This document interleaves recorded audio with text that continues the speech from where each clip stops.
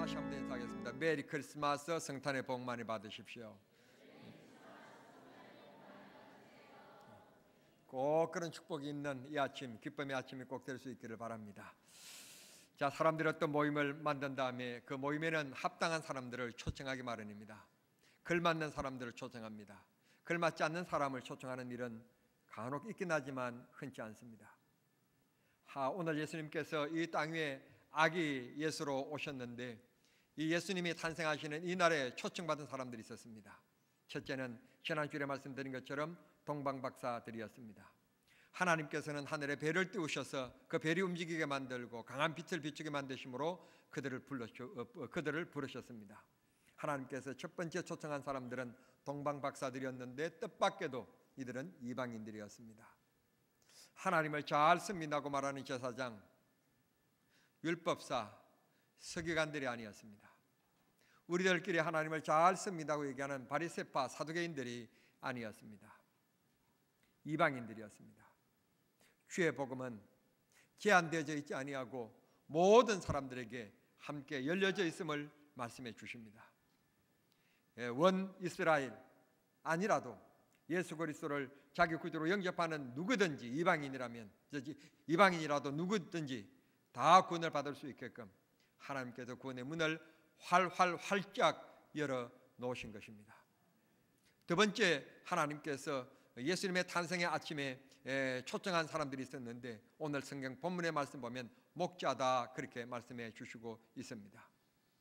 이 목자들은 양떼를 키우는 사람들인데 밤중에도 잠을 이루지 못하고 모닥불을 피우면서 그들은 호시탐탐 양떼들을 먹이로 삼고 달려드는 이리 때가 있을까봐 그들은 불을 피우면서 이 동물들을 쫓는 역할도 했고 불을 피움으로 해서 또 낮아지는 교원에 자기 체온을 유지하는 역할을 하는, 그렇기 때문에 저녁에 반드시 불을 피우는 것이 하나의 생활이 되었던 것입니다.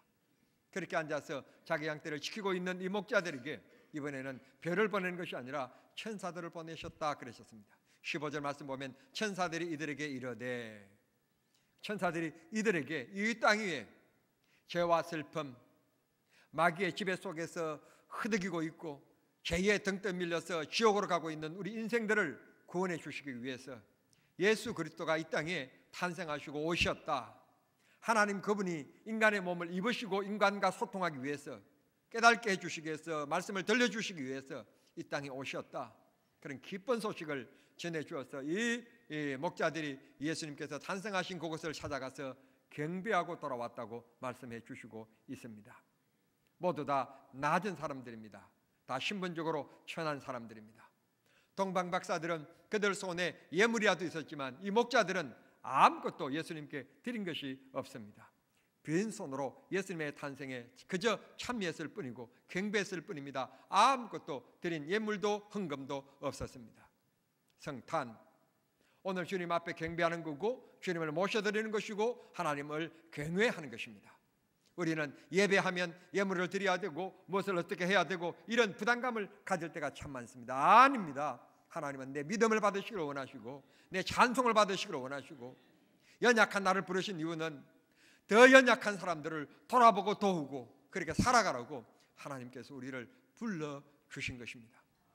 예수님께서 또 탄생해서 이 땅 위에 매일처럼 오실 수가 없으니까 하나님께서 우리를 불러주셔서 내 대신 너가 연약한 사람, 천한 사람, 낮은 사람들을 그리스도의 이름으로, 그리스도의 복음으로, 그리스도의 생명으로 돌아보아라. 그렇게 해서 우리로 하여금 목사로 세워주셨고 집사로 세워주셨고 이 귀한 구원의 진리의 복음을 알게 만들어 주셨고 성령으로 하여금 우리의 마음속에 감동시켜 주시고 은혜를 허락해 주시는 것입니다. 이걸 가리켜서 우리가 흔히 말하기를 성령 충만이라고 얘기합니다. 매 순간마다, 매일마다, 매 생각마다 하나님께서 끊임없이 우리들에게 그런 은혜를 계속적으로 부어주시는 것, 지속되게 하시는 것, 이게 바로 성령 충만입니다. 우리는 성령 충만하면 못 알아듣는 소리를 하고 더 특이한 행동을 하고 특이한 역사가 일어나는 것처럼 우리는 오해하는 경우들이 많은데 절대로 기독교는 무당의 종교가 아닌 것입니다. 정상적인 종교입니다. 술 먹고 담배 피우고 엉뚱하고 간음하고 도둑질하고 살인하고 거짓말하고 사기치고 했던 사람들이 성령이 오면 극히 정상적인 행동을 하게 되고 정상적인 생각을 하게 되는 것, 이게 성령 충만입니다. 어떤 사람들은 성령 충만 받으면 알아듣지 못하는 말을 하고 방언을 하고 뭐 기적이 나타나고 손을 얹으면 병자가 낫고 그런 것을 꿈꾸는 일이 맞는데 절대로 기독교는 무당의 종교가 아닌 것을 꼭 기억하시고 오늘도 성령께서 주님을 생각하게 만들며 오늘도 그 사랑의 구원의 사랑의 주님을 오늘도 그 약한 사람들에게 지나게 만들므로 인생의 꿈을 가깝게 만들고 그 인생의 지팡이를 만들게 만드는 것, 그게 바로 성령의 역사고 끊임없이 그 베푸는 것이 성령 충만의 생활이라는 것을 우리가 꼭 기억해야 될 줄 믿습니다. 특별한 것이 아닙니다. 극히 정상적인 것입니다. 꼭 기억하는 우리 성도님들이 되셔서 그렇게 우리의 삶 속에서 그리스도가 나타나는 역사가 있게 되기를 바랍니다. 성탄절, 한마디로 요약한다면 우리 인간이 범죄함으로 말미암아 지옥길을 향하여 가고 있는데 우리 스스로는 도저히 하나님을 구원받을 일은 커녕 하나님을 알 수도 없고 하나님을 부를 수 없기 때문에 하나님 그분이 인간의 몸을 입으시고 이 땅에 오신 날, 그걸 성탄절이라고 말하는 것입니다. 하나님께서 우리 인간들을 찾아오셔서 말씀하시는 겁니다. 인간들을 찾아오셔서 내가 너를 사랑한다, 내가 너를 위하여 생명을 주노라, 내 영생을 너에게 나누어 주노라 주님께서 말씀해 주시는 날, 이게 바로 성탄절입니다. 이 성탄절 귀한 은혜가 우리 마음속에 넘칠 수 있게 되기를 바라고 그 은혜를 입는 우리 정남중앙의 성도들이 꼭 되시기를 바랍니다. 10절 말씀해 보면 온 백성에게 미칠 큰 기쁨의 좋은 소식. 여러분, 무엇이 좋은 소식입니까? 제가 한번 예를 들어 볼게요. 지금 불치병에 걸려가지고 오늘 죽을런지 내일 죽을런지 모르게끔 지금 저 정신이 혼미해 오고 세상의 의학과 세상의 약을 다 동원해 보지만 백해무익인 것입니다. 사경을 헤매고 있습니다. 그런데 헐레벌떡 어떤 사람이 지금 달려왔는데 지금 연구소에서 이 병에 대한 아주 그냥 치료제인 이 약이 개발되었다고 하는 것만큼 기쁜 소식이 어디 있겠습니까? 감동이 있으십니까? 그러면 노처녀가 이 사람 만나도 마음에 안 들고 저 사람 마음에 만나도 안 되는데 아니 갑자기 우리나라의 최고 재벌의 아들이 나를 사랑한다는 거예요. 별로 감동이 없으면 아니 글쎄 삼성화재 그 애 이름이 뭔지 모르겠는데 그 애가 굉장히 인기 있는데 그 애가 글쎄 나를 사랑한대. 글쎄 돈도 있지, 얼굴도 잘생겼다, 인기도 있지. 노처녀에게는 그것만큼 희소식이 없을 겁니다. 광야길을 지나가다가 방향을 잃었어요. 자기 생각에는 하루 이틀이면 충분히 갈 것이라고 생각하고 이 정도의 양이면 되겠지. 그래서 물병을 서너개 준비했는데 그냥 이 사막에서 쫙 뺏어서 땀은 줄줄 흐르고 방향을 잊어버렸습니다. 그렇게 해서 일주일째, 열흘째, 보름째 빙빙 돌고 이제는 기진맥진해서 이제 정신도 혼미하고 땀도 줄줄 흐르고 이제는 탈진돼서 죽을 것 같는데 지금 이 사람에게 필요한 것은 금덩어리가 아닙니다. 지금 이 사람에게 필요한 것은 어떤 사법고시 합격한 합격증이 아닙니다. 이 사람에게 필요한 것은 물 한 컵인 것입니다. 그게 기쁜 소식입니다.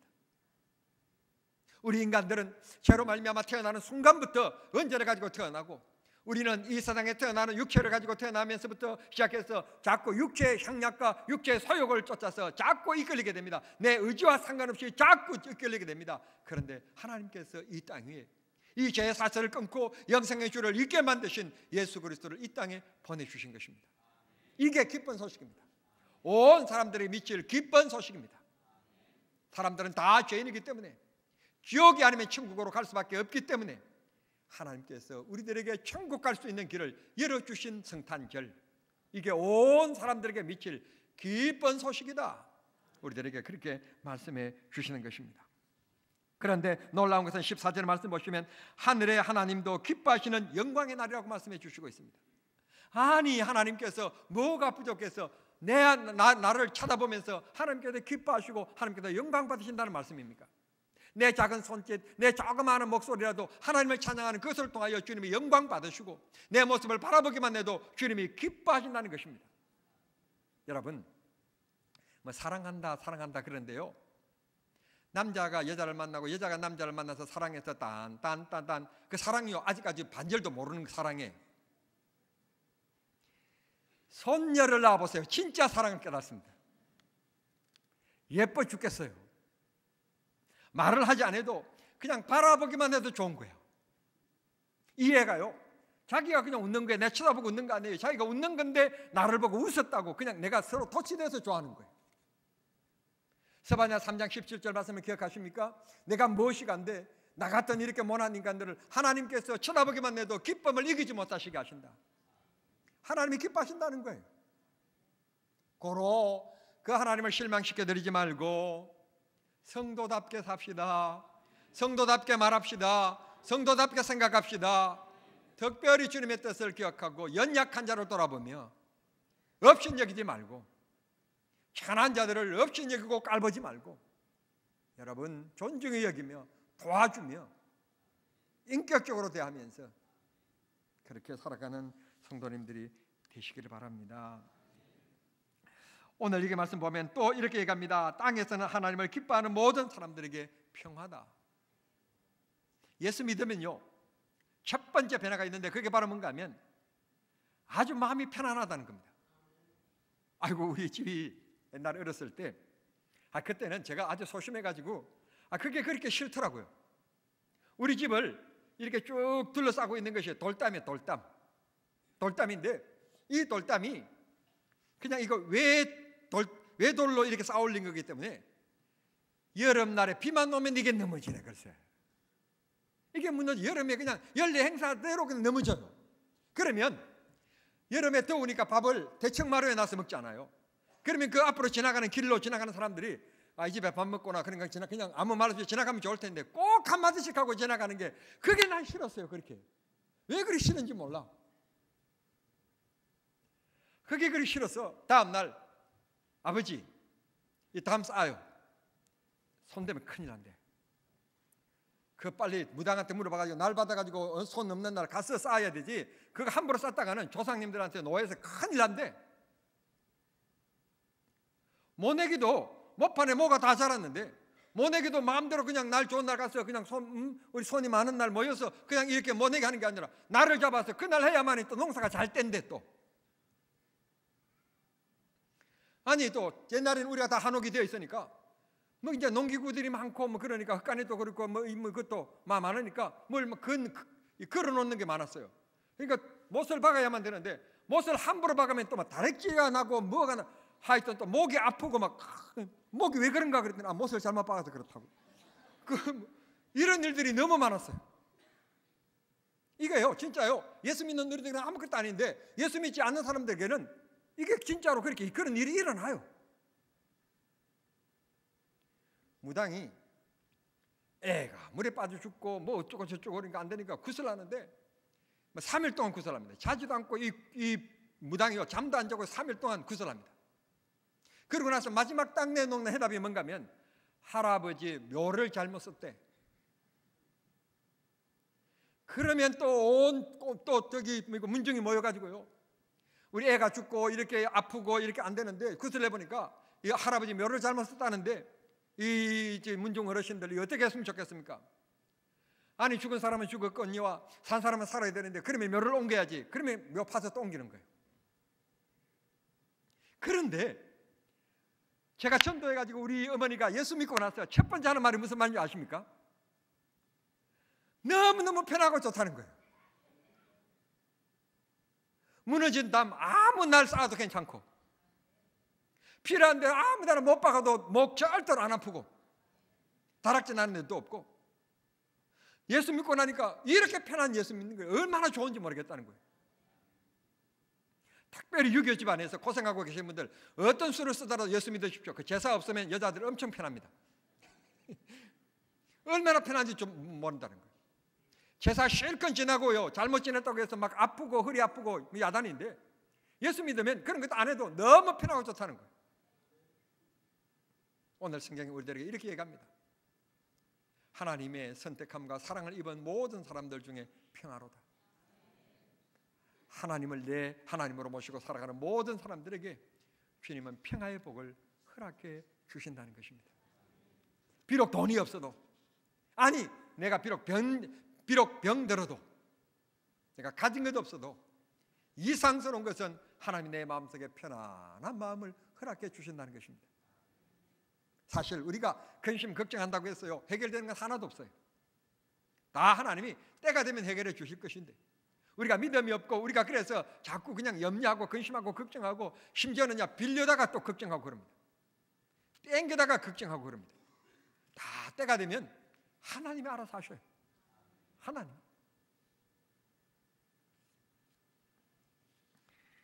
비행기를 놓친 것도 하나님 뜻이고요, 고속버스를 놓친 것도 하나님 뜻이에요. 가만 보면 하나님께서요, 그 왜 놓치게 하셨는지 가만 돌아서서 옛날 시간이 흘러가서 돌아보면 옛 일로 감사로 느껴질 일들이 많습니다. 제가 이래봬도요, 어떤 집사님한테 자기 여동생을 제가 소개받은 적이 있습니다. 제가 이제 정말 비밀인데요, 정말 비밀인데요, 소개받은 적이 있습니다. 조건이 뭐냐면, 그 자기 동생하고 결혼하면요, 그 시골집을 우리 아버지가 준다는 거예요.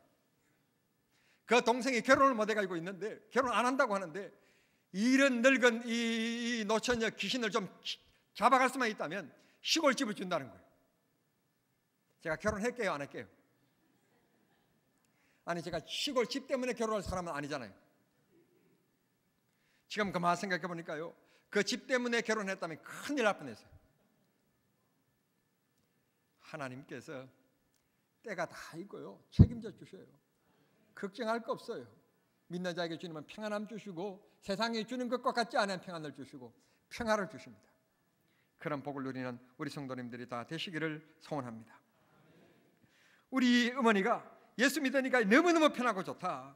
넘어진 달도함 언제든지 쌓아도 되고, 언제든지 필요한 날 그냥 못 박아도 되고, 필요한 날로 그냥 못 내게도 되고, 뭐 필요한 날 그냥 모심어도 되고, 너무너무 좋다. 그런데 예수 믿지 않는 사람들에게는 예수의 근한 속에 있기 때문에 늘 마귀의 방해를 받습니다. 우리는 예수 안에 있기 때문에 예수님이 우리를 보호해 주십니다. 진리를 알지니 진리가 너희를 자유케 하리라. 우리를 하여금 세상 모든 능매인 것으로부터, 마귀의 쇠사슬로부터 우리에게 자유함을 하나님께서 허락해 주신 날, 그게 성탄절입니다. 사람은 죄의 고통, 슬픔의 고통, 아픔, 문제없는 사람이 아무도 없습니다. 이상스러운 것은요, 그저 80, 90대면 갈 인생을 뭘 그렇게 근심하고 걱정하는지요. 여러분, 그냥 때가 되면 다 갈 거예요. 걱정하지 마세요. 하나님이 때가 되면 만나도 주실 것이고요, 하나님께서 때로는 바위 속에서 물도 내시지 않겠습니까?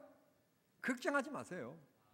저 같은 사람 보세요. 이렇게 못나고 배운 것도 없고 가진 것도 없고 이런 사람도 하나님께서 여기까지 시켜주셨는데, 여러분들이 잘났지, 똑똑하지, 유능하지, 아무리 화장품 쓰고 계시지, 뭘 걱정하세요?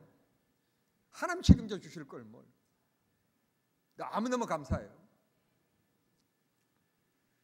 어떤 목사님이 아들을 뒀는데, 이 아들이 늘 사고를 치고 돌아오는 거예요. 이 목사님은 정말 위대한 목사님이고 이름 있고 막 존경받는 목사님인데, 이 아들이 늘 사고 치는 거예요. 그러니까 이 아들 얘기만 놓고 자식 얘기만 놓으면 이 목사님이 할 말이 없는 거예요. 갑자기 그냥 부처처럼 그만 앉아서 남의 얘기만 듣기만 하는 거예요. 그래서 어느 날 그만 생각하니까, 하나님 아버지, 이 흔한 아들들을, 아니 야곱에게는 12명까지 주시면서 나에게는 그 많은 아들을 왜 한 명도 안 주셨습니까? 딸, 그들을 그냥 딴딴딴하고 가면 딸이 그냥 끝나는 건데, 아들 그래도 하나 주셔야 되는데 왜 안 주셨습니까? 생각하니까, 니 생각해봐라. 니 그러면 그렇게 속 썩기는 네 성격이 얼마나 특별하냐. 네 성격 닮은 아들이 태어나면 정말 교회 안에서 정말 충성스러운 그런 집사가 되겠냐? 아니면 니처럼 그냥, 니는 목사니까 할 수 없이 얽매여 살지만 네 성격대로 그런 아들 뒀다면 니 아마 저 목사님처럼 아들 얘기만 놓고 자식 얘기만 놓으면 말도 못하는 부처처럼 살아갈 거다. 그렇다면 네 성격에 그냥 와가지고는 집에서 또 그만 있겠냐? 또 덜덜 또 아내를 복지 않겠냐? 그러면 너 가정이 천국이 되겠냐, 지옥이 되겠냐? 그만 생각해 보니까, 하나님 아버지, 아들 안 주신 게 감사합니다. 또 한 가지 고백. 제가 여러분 아시는 것처럼 제가 승부욕도 강하고 욕심도 아주 많습니다. 제가 맨 땅에다 헤딩해서 교회를 이만큼 시골 교회로서 그래도 괜찮은 만큼 됐는데, 내 아들이 있다면 억지로라도 목을 잡고 신학 공부해가지고 여러분 내가 목회 세습했게요? 안 했게요? 안 했다고 하는 사람은 아부하는 사람. 내가 100% 생각하건데 목회 세습했을 거예요. 그러면 또 제게 하살이 엄청 또 다가올 거예요. 그런데 감사하게는 아들이 없어서 목회 세습 얘기해도 걸리지도 않고, 목회 세습이 뭐가 문제냐? 훌륭한 아버지 밑에서 자라난 아들이 목사가 되어서 그 아들이 또 목회한다면 영광스러운 거지. 그게 뭐가 문제냐? 그게 한국 교회. 왜 세상에서 뭐라고 하는 것 때문에 교회가 술렁거려야 되느냐? 예수 믿는 사람들 정신 차려야 된다고. 이렇게 큰 소리 칠 수 있는 목사가 되었으니까 감사하잖아요. 없는 것도 감사. 주님의 은혜입니다. 은혜. 여러분, 우리는 이런 모든 것으로부터 자유함을 주셨습니다. 해방을 주셨습니다. 그날이 성탄절입니다. 오늘 예수님께서 세 번째 초청하는 분들이 있습니다. 첫 번째 목자들이었고, 첫 번째 동방박사들이었고, 두 번째 목자들이었고, 세 번째 초청하는 분들이 있습니다. 바로 오늘 이 자리에 있는 우리들입니다. 우리들에게 주님께서 평화를 주시고 은혜를 주시고 기도 응답 주시고 생활의 보호자로 내가 너와 함께 하겠다 약속하시게 하여 주님이 우리를 부르시는 것입니다. 믿음으로 주님의 부름에 응답하기만 하면 주님이 내 아버지가 되시고 예수님이 내 구주가 되셔서 죄 문제 해결해 주시고 생활의 인도자가 되어 주십니다. 책임자가 되어 주십니다. 그 하나님을 모셔드리는, 그 주님을 모셔드리는 축복의 아침이 꼭 될 수 있기를 바랍니다. 다시 한 번 더 저는 이 말씀으로 결론을 맺고 싶습니다. 예수님께서 수준맞게 이 나라의 왕이라든지 제사장이라든지 근세 있는 자들을 초청하지 않고 이름 없는 동방박사들, 이름 없는 목자들, 그리고 자기 자신은 말구유의 가장 낮은 자리에 태어나신 것은 우리로 하여금 권력에 아부하지 말고 이 세상에 빈궁한 사람, 쇠해진 사람을 돌아보고 살아가라고 하나님께서 우리에게 귀한 교훈을 해주시는 성탄의 의미라고 생각합니다. 오늘 여러분들이 하나님 앞에 드린 이 성탄 헌금 일부는 정말 불우한 분들을 위해서 뜻있고 의미 있게 쓰여지게 될 것입니다. 주의 사랑을 함께 나누는 곳에 쓰여지면서 주의 사랑을 함께 공유하는 그런 성탄이 될 것입니다. 앞으로도 우리가 그렇게 소중하게 살아가는 축복된 교회가 될 수 있기를 바랍니다. 기도하겠습니다. 하나님 우리 아버지 감사합니다. 이 성탄절 아침에 저희들을 초청받을 수 있게 주시고 이 성탄 예배에 참여할 수 있게 주시니 감사합니다. 주님께 경배하오니 우리 예배를 받아 주시옵시고 또 사랑하는 성도님들의 간구하는 기도를 우리 아버지여 들으셔서 이 땅에 하나님의 자녀로 살아가는 데 부족함이 없게 하시고 베풀며 내 재능대로 섬기며 살아가는데 하나님이여 기쁨이 있게 해 주시옵소서. 예수님의 이름으로 기도하옵나이다. 아멘.